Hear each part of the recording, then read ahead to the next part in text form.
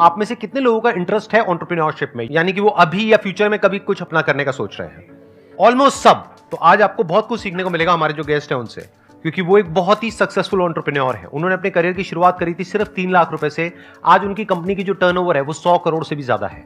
Please give an energetic and warm welcome to the founder of Chai Sutta बार, अनुभव दुबे।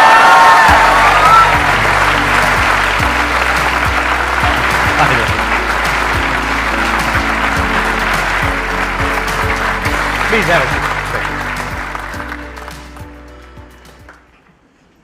सबसे पहले thank you so much Sandeep sir, हम मेरे को बुलाने के लिए। आई डोंट नो, इतने बड़े बड़े लोगों को देखा मैंने वही बोला कि लोग वहाँ पे ताली बजाएंगे कि नहीं बजाएंगे, मैंने बड़ा बेइज्जती हो गया, अंदर घुसे कोई पहचान ही नहीं रहा है।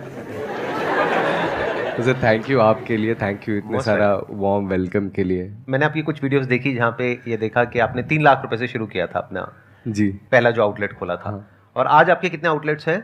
400 हो गए सर। और उसमें से कुछ आपके इंडिया के बाहर भी हैं? हाँ, दुबई में है, मस्कत में है, नेपाल में है। We have recently incorporate company UK, USA, Canada तो पूरा बेच दिया हमने। और अभी इन्वेस्टर्स भी हैं या अभी बूटस्ट्रैप है? बूटस्ट्रैप है सर। अभी पूरा आप खुद ही फंड कर रहे हो, खुद ही अपना पूरा 6 साल। And your cash flow positive, मतलब बिल्कुल आप सर, पूरा बिल्कुल। प्रॉफिटेबल? बूटस्ट्रैप में भी कैश फ्लो पॉजिटिव नहीं होता तो चलते कैसे? सही बात है, ये बेवकूफ वाला सवाल। तो आपके जो आउटलेट्स हैं वो ज्यादातर फ्रेंचाइजीज हैं या आपके अपने आउटलेट्स? ज्यादातर फ्रेंचाइजी सर। मतलब क्या रेशियो होगी नियर अबाउट? सर 5 हमारे कंपनी आउटलेट, बाकी सारी फ्रेंचाइजी है। आपकी जो मेन रेवेन्यू होती है वो चाय से होती है या जो चाय के साथ में आप और प्रोडक्ट्स देते हो वहां से होती है? चाय से भी होती है सर, लेकिन चाय तो 10 रुपये हमने रखा कि चाय को देख के लोग आए, बाकी फिर सर मेन मार्जिन खाने में रहता है। वो भी आपने अपने ही ब्रांड के नाम से निकाला हुआ है? हाँ जी। तो आपकी जो प्रोडक्ट रेंज है वो कितनी बड़ी है, इन द सेंस मतलब कितने नंबर ऑफ प्रोडक्ट्स हैं आपके जो खुद के अपने ब्रांड से हैं? स्टार्टिंग में सर हम लोग को जो जो अच्छा लगता था हम सब ऐड करते जाते जो हमको पसंद था, तो हमारी 200 की लिस्ट पहुंच गई थी। ओ, बहुत ज्यादा होता है, बहुत उसको ज्यादा। मैनेज करना ही बड़ा मुश्किल है, इन्वेंटरी और ये वो बहुत। वगैरह। अभी हम जब समझे कि menu designing is also science, तो उसको आपको कम करना चाहिए कि आप कम रॉ मटेरियल से कम, एक सेम एसओपी से कम मैन पावर के साथ में ज़्यादा चीज़ें बना सको। तो हमने अभी उसको कम करके 21 किया है सर अभी। ये बहुत बड़ा पॉइंट है, ध्यान से सुन लेना और ध्यान से समझ लेना। ये गलती ज्यादातर एंटरप्रेन्योर्स करते हैं शुरू में जब अपना कोई काम करते हैं। जब आप अपना कोई काम करने वाले होगे ना, आप क्या सोचोगे, मेरा जो प्रोडक्ट है उसकी वैरायटी बहुत ज्यादा होनी चाहिए। ज्यादा नहीं होनी चाहिए, क्योंकि आप उसको संभाल ही नहीं पाओगे। उसकी सप्लाई चेन मैनेज करना ही बड़ा मुश्किल हो जाएगा। आप सोचो ना, जितने ज्यादा प्रोडक्ट्स रखोगे उतना ही ज्यादा आपको स्टॉक भी रखना पड़ेगा, उतना ही बड़ा वेयर हाउस भी चाहिए, उतने ही ज्यादा तरह की पैकेजिंग चाहिए, उतना ही मुश्किल होता चला जाएगा उसको मैनेज करना। एक्सपायरी होती चली जाएगी। हाँ, पेरिशेबल रहता है, कुछ खराब हो पेरिशेबल जाता है बहुत कुछ, right, that's what I am saying कि मतलब वो पेरिशेबल है, यानी कि कुछ टाइम में खराब हो जाएगा। तो जो नहीं बिक रहा है वो अटकता चला जाएगा। तो इन्होंने एक गलती करी शुरू में कि 200 प्रोडक्ट्स की रेंज निकाल दी, बाद में इनको समझ आया तो इन्होंने कम करके 21 कर दिया। और क्या होता है सर, अलग अलग लोग डिमांड करते हैं, अपने पास मैन पावर लिमिटेड है, तो सब लोग इधर उधर भिड़ जाते हैं, तो उसमें सर्विस का भी टाइम बहुत ज्यादा लग जाता है, आदमी भी ज्यादा ऑक्यूपाइड हो जाता है, इसलिए हमने उसको फिर अभी जाके काट झाट के कम किया पूरा। बिजनेस में ना ये बहुत बड़ी क्वालिटी है कि कॉम्प्लेक्स से कॉम्प्लेक्स बिजनेस मॉडल को सिंपल कैसे किया जाए। हम इसका उल्टा करते हैं जब हम बिजनेस करते हैं। हम क्या करते हैं, सिंपल से बिजनेस मॉडल को भी इतना कॉम्प्लेक्स कर देते हैं जिसकी कोई हद नहीं है। जैसे मेरा एक दोस्त है, वो मुंबई में रहता है, उसने अपना एक ऐसे एक बिजनेस किया एफएमसीजी सेक्टर में। तो उसने भी अपनी 50 प्रोडक्ट की रेंज से शुरू किया। तो मैंने उसको बड़ा समझाने की कोशिश करी। मैंने कहा भाई तू 2-3 से शुरू कर, जब वो चल जाएगा तब धीरे धीरे एक एक करके बढ़ा। उसको नहीं समझ आया, तो 1-2 साल तक उसने किया, लोन उठाया, ये किया वो किया, उसको करीब 1.5-2 करोड़ रुपए का नुकसान हो गया। इसी वजह से, जो वजह मैं आप लोगों को बता रहा हूं, ये बहुत बड़ा पॉइंट है समझने वाला। कम पे ज्यादा रेवेन्यू निकालो, ये टारगेट होना चाहिए। और जो प्रोडक्ट बिल्कुल ही नहीं बिक रहा उसको हटा दो, उसको स्क्रैप कर दो। आप भी करते रहते हो टाइम टू टाइम ऐसा। सर इनिशियली ना सबसे ज़्यादा जो मैटर करती है टीम होती है, तो इनिशियली कैसे चूज करें, बिकॉज आपके जो इनिशियल टीम मेंबर्स होंगे वही डिसाइड करेंगे फ्यूचर। मुझे ऐसा लगता है कि आपका विजन अलाइनमेंट बहुत अच्छा होना चाहिए, जो भी आपकी इनिशियल टीम होती है। तो मेरी इनिशियल टीम में मेरे दोस्त था बचपन का, तो हम लोग के विजन, हम लोग के सपने एक जैसे ही थे। और हमारे साथ में एक और बंदा था मनोज, जो कि ऑर्फन थे उस टाइम, मतलब अभी तो हमारा परिवार का हिस्सा है इसलिए मैं नहीं बोलता हूँ, उस टाइम पे ऑर्फन थे। एक डेंटिस्ट साहब थे, उनके यहाँ पे जूते चप्पल जमाते थे सर, वो शटर वटर खोल के, तो वो थे साथ में हमारे। तो वो लोग जो रहते, आज भी वो हमको छोड़ के नहीं गया है, आज भी हमारे साथ में 6 साल हो गए ना। अभी उसका खुद का घर है, फ्लाइट से जाता है, अभी उसका लंदन का वीज़ा लगा रहे हैं यूके का, तो वहाँ जा रहा है। तो ये जो लोग रहते हैं ना साथ में, टीम इज़ वेरी इंपॉर्टेंट भाई। नॉट जस्ट फिनेंशियली आपको, अगर आप कभी डाउन जाते हो तो आपको हेल्प करती है, बट आप इमोशनली भी एज ए पर्सन भी आपको बहुत ज़्यादा हेल्प करते हैं। तो टीम इज़ वेरी इंपॉर्टेंट। आपके जो पिलर्स होते हैं ना, स्तंभ होते हैं मजबूत, वो बहुत रखने बहुत ज़्यादा जरूरी इनिशियल स्टार्टिंग से। सर शुरू से आपका विज़न एकदम हाई लेवल का था कि आपको इतना रेवेन्यू जनरेट करना है, कि जब आपने शुरुआत की थी तो शायद हो सकता है कि छोटी शुरुआत रही हो, शुरुआत में रिजल्ट ना मिले हो, तो आपने अपने पेरेंट्स को या सोसाइटी को कैसे कन्विंस किया था कि हाँ हम स्टे रहेंगे यहाँ पर, थोड़ा रुकेंगे और हमारी थिंकिंग हाई है, हम बहुत ऊपर तक जाएंगे? जब तक सोसाइटी को आप प्रोटोटाइप नहीं देते ना, कुछ करके नहीं देते, कोई भी नहीं मानता है। आपको प्रूफ करना ही पड़ता है। और विजन हम लोग का था ही, आनंद जो था वो बोल रहा था कि यार हम लोग को मैकडोनल्ड्स की फ्रेंचाइजी लेनी चाहिए। थे हमारे पास 3 लाख की, लेकिन मैकडोनल्ड्स की फ्रेंचाइजी सोच रहा था। मैकडोनल्ड्स की तो कई करोड़ की आती है, बहुत महंगी आती है, बहुत महंगी है। तो मैंने बोला कि यार एक तो पैसे नहीं है, फालतू की बात कर रहा है, ऊपर से क्यों अपन ऐसी फ्रेंचाइजी ले, let's create our own franchisee, अपने इंडिया की फ्रेंचाइजी बाहर लेके जाएंगे। तो हम लोग का से स्टार्टिंग से एक विजन था, क्योंकि कुल्हड़ में हम लोग रहते थे, तो हमने बोला भी था, हम लोग का एक समय बीच में बड़ा फेमस भी हुआ था कि जो भी चाय पिएगा वो हमारे देश की मिट्टी को चूमेगा। क्या बात है, ये हमारा एक विजन। इसीलिए सप्लाई चेन के पॉइंट ऑफ व्यू से देखा जाए तो कुल्हड़ को मैनेज करना मुश्किल है, और नॉर्मल अगर कोई और आप कप रखते हैं, कुछ रखते हैं, तो उसको मैनेज करना थोड़ा आसान होता है, बहुत इजी रहता है, राइट? क्योंकि कुल्हड़ पे थोड़ा सा भी प्रेशर आएगा तो टूट ब्रेक हो जाएगा, जाएगा। और काफी ब्रेक हो भी जाता बहुत होगा। ब्रेक होता है सर, बहुत ब्रेक होता बहुत है, ब्रेक होता है। लेकिन तब भी जो आपका थॉट प्रोसेस है वो ये है कि कोई भी कहीं भी आपकी चाय पिएगा तो वो देश की मिट्टी को चूमेगा। तो ये फीलिंग शुरू से ही थी आपके अंदर, शुरू से थी, और शुरू से ही डे 1 से विजन थी कि एक दिन ऐसा आएगा जब हम अपनी फ्रेंचाइजीज देंगे। हाँ सर, क्योंकि हमेशा अपने इंडिया में देखिए जितनी भी F&B के बड़े ब्रांड्स हैं, सारे वेस्ट डोमिनेटेड हैं। इंडिया का कोई क्यों नहीं है? ग्लोबल क्यों नहीं है? ग्लोबल क्यों नहीं? इंडियन कुजीन की इतनी रिस्पेक्ट है, फिर भी एक कोई भी ग्लोबल ब्रांड क्यों नहीं है? तो अब हम चाय का बनेंगे सर।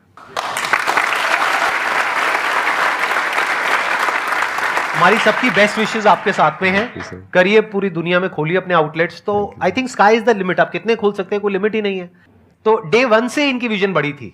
अगर आप मेरे से ये सवाल पूछेंगे तो मेरी डे 1 से इतनी बड़ी विजन नहीं थी। जब मैंने अपना काम शुरू किया था, मेरा ये था कि हाँ, जो मैं अभी बिजनेस कर रहा हूं उससे थोड़ा सा इतना ऊपर हो जाएगा, या जो हमारे कॉम्पिटिटर है जो 20 साल से कर रहे थे, मेरा विजन बस वहां तक था। लेकिन बाद में जब हमने करना शुरू किया तो धीरे धीरे हमने पूरी मार्केट को एक्सपैंड कर दिया, तो फिर हम उनसे 10 गुना बड़े हो गए, जो हमारे जो कॉम्पिटिटर थे। तो टाइम के साथ साथ विजन बड़ी होती चली गई। आपको मजा आ रहा है, नहीं आ रहा है? अरे सर बड़ा मजा आ रहा है, मजा आ रहा है। डिफरेंट लग रहा है ना अभी तक के जितने भी आप सेशंस में गए? बहुत डिफरेंट लग रहा है सर। मैं तो बता रहा हूँ ना, मैंने तो नए कपड़े खरीदे सर। मैंने बोला कि आपकी एज कितनी है? 28 सर। 28? हाँ। लगते और यंग हो आप, मतलब यू थैंक यू सर। मेरे बारे में क्या कहना है आपका? बराबरी की लग रहा है सर आप। ये हुई ना बात, इस बात पे ताली बनती है। इनिशियल टाइम में जो प्रॉफिट आता है तो उस टाइम कैसे उस चीज़ को मैनेज करें, कितना पॉकेट में रखना है, कितना वापस इन्वेस्ट कर देना है? क्या होता है जब आदमी के पास पैसा आने लग जाता है तो गर्मी अपने आप बढ़ने लग जाती है। लैविश ऑफिस और ज़्यादा इन्वेस्टमेंट। पहले आप रिटर्न पे ध्यान दीजिए। जो भी आपने इन्वेस्टमेंट किया अभी, आप रिटर्न पे सिर्फ फोकस करिए। पैसे बचाइए जितने भी बच सकते हैं, इन्वेस्ट मत करिए। देखो क्या होता है, जब बिजनेस में प्रॉफिट आता है तो बहुत सारे लोगों का दिमाग खराब हो जाता है।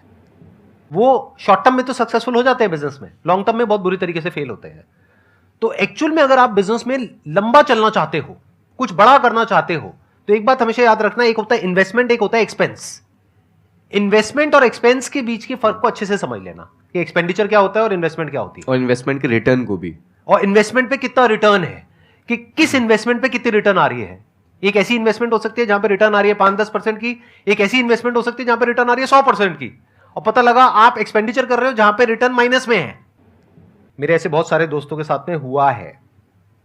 मैं देखने में यंग लगता हूं लेकिन मेरी एज बहुत ज्यादा है, तो मैंने लाइफ में बहुत तरह तरह के एक्सपीरियंसेस देखे हैं। ऐसे भी दोस्त देखे हैं जो पैसे को बचा बचा करके चले और आज भी अच्छा कर रहे हैं अपनी लाइफ में, और ऐसे भी देखे जिन्होंने काम किया, वहां से पैसा आया, अगले दिन जा करके गाड़ी लेकर के आ गए 40 लाख की, 50 लाख की, और उसके बाद में आकर के मेरे ऊपर स्टाइल मार रहे हैं कि देख तू वहीं का वहीं रह गया और मेरे को देख मैं कहां निकल गया। मैंने कहा बेटा वो तो वक्त बताएगा कौन कहां निकलेगा। हम लोग का भी ये था कि हम लोग अपना कभी घर नहीं बनाएंगे। जितने लोग इनिशियल 1 साल तक थे ना, तब तो उनका घर नहीं बन जाएगा, वो गाड़ी नहीं लेंगे। तो आज भी मैंने अपने भाई को भी recently second hand Swift Dzire वो दिलाई है, डीजल वाली। आपने कौन सी गाड़ी रखी हुई है आपने? स्विफ्ट सर, सेकंड हैंड वो डीजल। ये सच है? हाँ सर, ऑफिस तक जाना है सर, क्या स्टंट मार के जाएंगे वहाँ पे? 2 किलोमीटर का ऑफिस है। सीखो इनसे, बहुत बड़ी क्वालिटी है ये।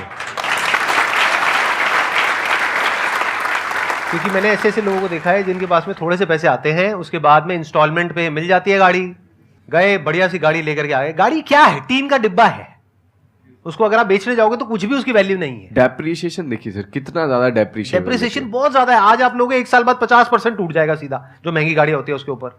तो क्यों ले रहे हो ऐसी गाड़ी? दुनिया को दिखाने के लिए। उस दुनिया को क्या फर्क पड़ने वाला है? कायदे से क्या करना चाहिए था उस 40-50 लाख रुपए को? अगर मानो आपने 1 करोड़ रुपए कमा लिया, तो उस 50 लाख रुपए को या उस 1 करोड़ रुपए को ये लगाओ कि कैसे मैं बिजनेस में लगाऊं और कैसे इस 1 करोड़ से 10 करोड़ बनाऊं। तो जो इन्होंने बोला, ये एक बहुत बड़ी क्वालिटी है, छोटी क्वालिटी नहीं है। क्योंकि अगर आज ये चाहे तो डाउन पेमेंट पे गाड़ी खरीद के ले आए, बढ़िया से बढ़िया जो गाड़ी आप कहोगे वो गाड़ी ले आए, और कह रहे हैं सेकेंड हैंड, क्योंकि सेकेंड हैंड सस्ती मिल जाती है। हाँ सर, सर डीजल मिलती नहीं ना, बड़ी मुश्किल मिलती डीजल। ये एक एंटरप्रेन्योर का दिमाग है, ये एक बहुत कमाल के एंटरप्रेन्योर का दिमाग है। अगर आप एंटरप्रेन्योरशिप में जाने की सोच भी रहे हो ना, तो ऐसी बुद्धि चाहिए जो बहुत कम लोगों में होती है। नहीं तो क्या होता है, शो ऑफ, वो ऑफ, ये वो, ये दिखा रहे हैं, वो दिखा रहे हैं, दुनिया को ये कर रहे हैं, वो कर रहे हैं। हाँ, अगर वो आपके बिजनेस से कनेक्टेड है तब तो ठीक है। अब इनके बिजनेस में तो उल्टा हो जाएगा। अगर ये ज्यादा चेने वेने लाद करके बैठ गए तो बंदा कहेगा भाई तू चाय बेच रहा है, क्या बेच रहा है? तो वो डर जाएगा सामने वाला। कई बिजनेसेस होते हैं वहां पे आपको थोड़ा बहुत शो ऑफ करना पड़ता है, then it is okay if it is part of your business. But if it is not part of your business और वो आपके बिजनेस को नहीं बढ़ाएगा एक्सपोनेंशियली, तो 1 रुपए भी वेस्ट करने की जरूरत नहीं है। एक्सपेंडिचर वर्सेस इन्वेस्टमेंट, इन दोनों के फर्क को अच्छे से समझ लेना है। सर फर्स्ट ऑफ ऑल तो मैं आपको थैंक यू बोलना चाहता हूँ संदीप सर, कि आप इतना मोटिवेट करते हैं हमें। सो आज पहली बार आपसे लाइव मिलने का मौका मिला, तो thank you so much. Most welcome. And secondly मेरा सर क्वेश्चन है कि जैसे आपने 2016 में स्टार्ट किया, 2017 में MBA चाय वाला है, तो आप इसे कैसे देखते हैं कि आपको देख के लोग इंस्पायर भी हो रहे हैं, साथ साथ आपका कंपटीशन भी बढ़ रहा है, तो उससे आप कैसे, मतलब जैसे आपके साथ और आउटलेट्स खुल रहे हैं, तो उस कंपटीशन के साथ आप कैसे देखते हैं, उसे एनालाइज कैसे करते हैं और कैसे उसमें आप आगे बढ़ते हैं? प्रफुल्ल भाई है यार मेरा, सगा या कजिन?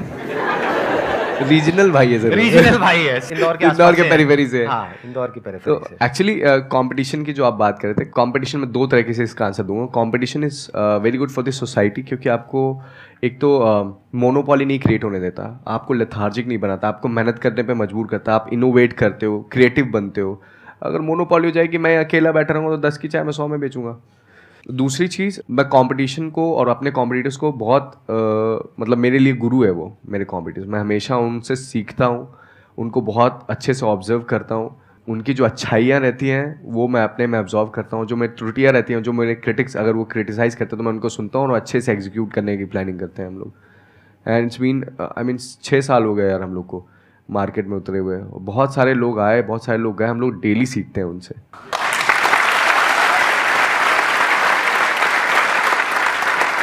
आप भी पानी पी लीजिए, आपके गले में ना कुछ खराश आ रही होगी, वो पीछे अरे बता यार। रहे हैं।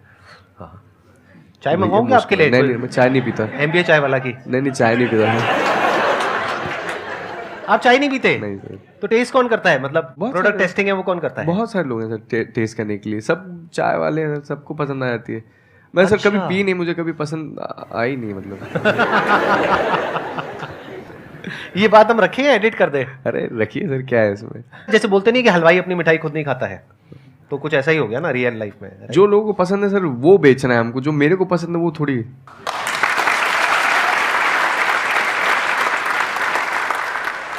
First of all thank you sir, आप बहुत मोटिवेट करते हैं, आप इंस्पिरेशन है। और थैंक यू सर, आपको भी आज आप आए, बहुत अच्छा लग रहा है। और सर मैंने कुछ लिखा है, रैप लिखा है, मैं आपके लिए सुनाना चाहूँगा, जस्ट 1 मिनट का है।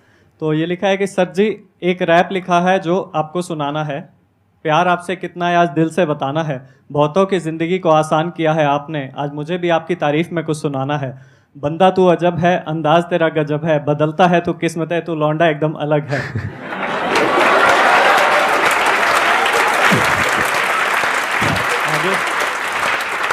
सॉरी सर, मैं बीच में तू करके बोल रहा हूँ, सॉरी उसके लिए। नहीं, चलता है, रैप में ऐसे ही होता है। चल आज तुझे एक किस्सा मैं सुनाऊंगा, मुश्किल मुश्किल चीज़ों को आसान बनाऊंगा, आसान आसान बोल के सबका दिल जीत जाऊंगा, हर खोए शख्स को एक रास्ता दिखाऊंगा, अब बात उसकी आती है जिस पे मेरी जा जाती है, you are the god of motivation, कलम मेरी बताती है, चल आजा बेटे अब स्पीड में मैं गाता हूँ, कलम से लिखता हूँ, जज्बातों को बताता हूँ, आग लगा दूंगा इस दुनिया में आया हूँ, हरियाणा का मैं छोरा हूँ, समझ में ना आता हूँ।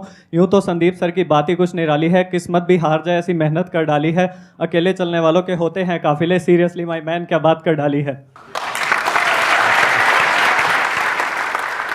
लास्ट में है कि तेरे जैसा है नहीं इस दुनिया में कोई बंदा, हर कोई लगा है बनाने में अपना धंधा, तेरी एफर्मेशंस की तो बात ही निराली है, मुर्दे भी जाग जाए ऐसी मोटिवेशन कर डाली है।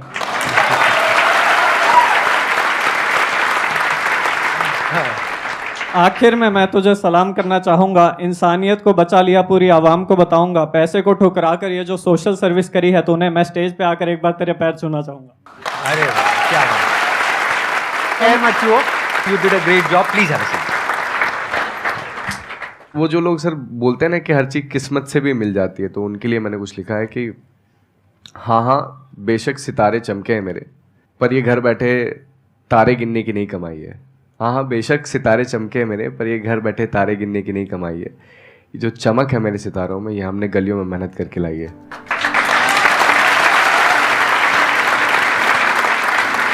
Thank you so much for coming. Thank It means you. a lot to Thank me you. and to Thank everybody you. यहाँ पर. Thank you. And thank you all यहाँ पर आने के लिए and इस सेशन को अटेंड करने। Thank you so much.